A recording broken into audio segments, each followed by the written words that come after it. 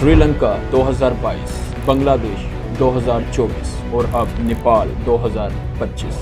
जिस जेनजी के बारे में कहा जाता है कि ये किसी काम के नहीं, ये बेकार लोग, आज इसी जेनजी ने नेपाल की गवर्नमेंट का खात्मा कर दिया। पर क्या इसकी वजह सोशल मीडिया पर बैन या कुछ और है? आइए समझते हैं। 8 सितंबर 2025 capital city of Nepal Kathmandu में एक प्रोटेस्ट चल रहा है जिसमें ज़्यादातर बच्चे जेनजी और जेनजी मतलब वो बच्चे जो 1997 से लेकर 2012 के दरमियान में पैदा हुए। इनमें से कुछ बच्चों ने स्कूल्स का यूनिफॉर्म और कुछ ने कॉलेज का यूनिफॉर्म्स पहने। इस प्रोटेस्ट को हामी नेपाल नामी एक NGO ने शुरू किया और पार्लियामेंट से कुछ दूरी पे ये मार्च चल रहा है। ये मार्च कोई वायलेंट मार्च नहीं था बल्कि एक पीसफुल मार्च था, पर गवर्नमेंट ने इस मार्च को रोकने के लिए पुलिस को ड्यूटी पे लगाया। पुलिस प्रोटेस्टर्स को रोकने के लिए वाटर कैनन, रबर बुलेट्स और टीयर गैसेस का यूज़ करती है। एज यूजुअल आपको पता है जब भी ऐसा होता है हालात बिगड़ जाते हैं और वही प्रोटेस्टर्स और पुलिस के दरमियान एक जंग छिड़ जाती है, क्योंकि कुछ प्रोटेस्टर्स पार्लियामेंट के अंदर घुस जाते हैं और इस वजह से पुलिस को एक एक्सट्रीम स्टेप लेना पड़ता है, मतलब स्ट्रेट फायर। ये स्ट्रेट फायर कोई रबर बुलेट से नहीं बल्कि एक्चुअल बुलेट से किया जाता है, जिससे 19 लोग मारे जाते हैं और 300 से ज़्यादा जख्मी होते हैं। जैसे ही ये खबर फैल जाती है, बजाय के प्रोटेस्टर्स के दिल में डर पैदा होता है, बल्कि वो और भड़क और देखते ही देखते इनकी तादाद में बहुत बड़ा इजाफा होता है। और अब ये प्रोटेस्ट सिर्फ काठमांडू में नहीं बल्कि और भी बहुत सी सिटीज़ में शुरू हो जाता है। Ex Nepal prime minister Jhalanath Khanal के घर को आग लगा दी जाती और उसकी वाइफ राजिया लक्ष्मी चित्राकर जिंदा जलकर। करंट फाइनेंस मिनिस्टर विष्णु प्रसाद पौडल को रोड पे लाकर जूतों से मारा गया। इस प्रोटेस्ट की मेन वजह जो अभी तक पता चल रही है वो है सोशल मीडिया पर बैन लगाना, पर इसके अलावा भी बहुत सी रीजन ऐसी हैं जैसे कि करप्शन, मिस गवर्नेंस और सबसे मेन चीज अनएम्प्लॉयमेंट और नेपोटिज्म। इसका मतलब ये गुस्सा कोई आज का नहीं, बहुत पहले का ये गुस्सा है जो आज बाहर आ रहा है। करप्शन एक बहुत बड़ा मुद्दा है नेपाल का। उसकी वजह यहाँ की गवर्नमेंट ने आज तक अपना टाइम पूरा नहीं किया और जो गवर्नमेंट के लोग हैं वो घूम फिर के बार बार आते रहते हैं।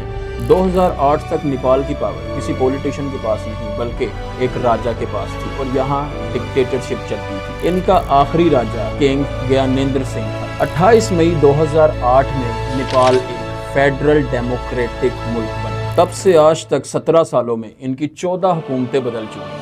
कभी KP शर्मा ओली, कभी पुष्पा कमल दहल और कभी शेर बहादुर देवबा। ये तमाम पॉलिटिशियंस घूम फिर के इनके प्राइम मिनिस्टर बने। इनके सब प्राइम मिनिस्टर कोई ना कोई करप्शन केस बना हुआ। लेकिन मेन मसला ये है कि 2006 से नेपाल में एक प्रैक्टिस बनी है, कोई भी पॉलिसी डिसीजन किसी भी पॉलिटिशियन के खिलाफ इन्वेस्टिगेशन नहीं की जाती, जिसकी वजह से तमाम पॉलिटिशियंस को करप्शन करने का पूरा मौका मिलता है और अवाम में अनएम्प्लॉयमेंट है। इसके बावजूद अगर आप सोशल मीडिया पर भी बैन लगा दें तो अवाम का गुस्सा तो जायज़ है और यही गुस्सा आज तमाम दुनिया के सामने खुल के सामने। 13 नवंबर 2023 में सोशल मीडिया कंपनीज को मिनिस्ट्री इंफॉर्मेशन एंड टेक्नोलॉजी ने अपनी मैंडेटरी इंडिविजुअल रजिस्ट्रेशन करवाने का बोला, जिसके थ्रू वो अपनी गवर्नमेंट के against hate speech, fraud, fake news और क्राइम्स को रोकना चाहते हैं। और इन्होंने इनको 5 नोटिस भी भेजे, पर तमाम सोशल मीडिया कंपनीज ने रजिस्ट्रेशन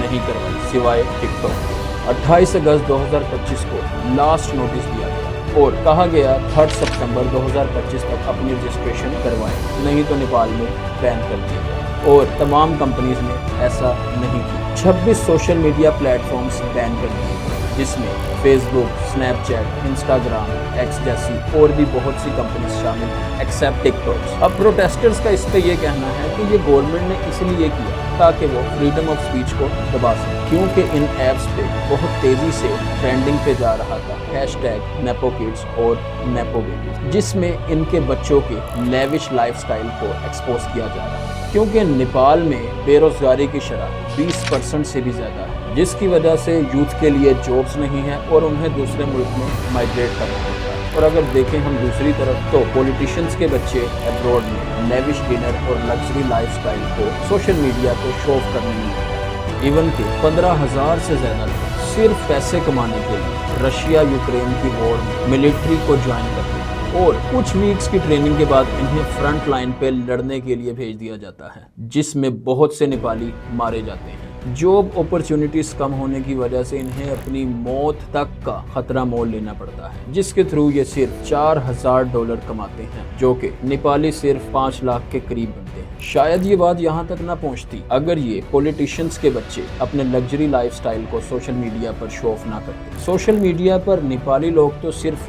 ये डिफरेंस दिखा रहे थे कि एक आम नेपाली की जिंदगी और इन पॉलिटिशियंस के बच्चों के लग्जरी लाइफस्टाइल, जिसकी वजह से सोशल मीडिया पर #NepoKids और NepoBabies ट्रेंडिंग पे जाने लगे, क्योंकि नेपाल में अनएम्प्लॉयमेंट पहले ही बहुत ज्यादा है और जो बच्चे कुछ कारोबार हैं वो भी खतरे में आ गए। और इन ऐप्स की वजह से जो नेपाली मुल्क से बाहर लोगों से बात करते थे वो भी खत्म। 70 लाख से ज्यादा लोग जो मुल्क से बाहर रहते हैं, कोई जॉब करता है तो कोई स्टडी, और इस वजह से मुल्क में इतना बड़ा प्रोटेस्ट हुआ कि प्राइम मिनिस्टर हाउस तक को जला दिया गया। होम मिनिस्टर ने सबसे पहले रिजाइन दिया और सोशल मीडिया प्लेटफॉर्म्स के बैन को हटाया, पर प्रोटेस्टर्स काम नहीं हुए। आर्मी को हेलीकॉप्टर्स के थ्रू इन लोगों को इवैक्यूएट करना पड़ा और फाइनली 9 सितंबर 2025 को PM KP शर्मा ओली ने भी रिजाइन दिया।